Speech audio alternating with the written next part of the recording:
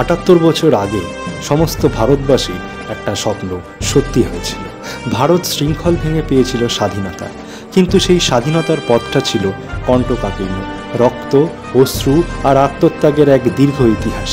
আর সেই ইতিহাসের এক নীরব সাক্ষী আলিপুর সেন্ট্রাল জেল।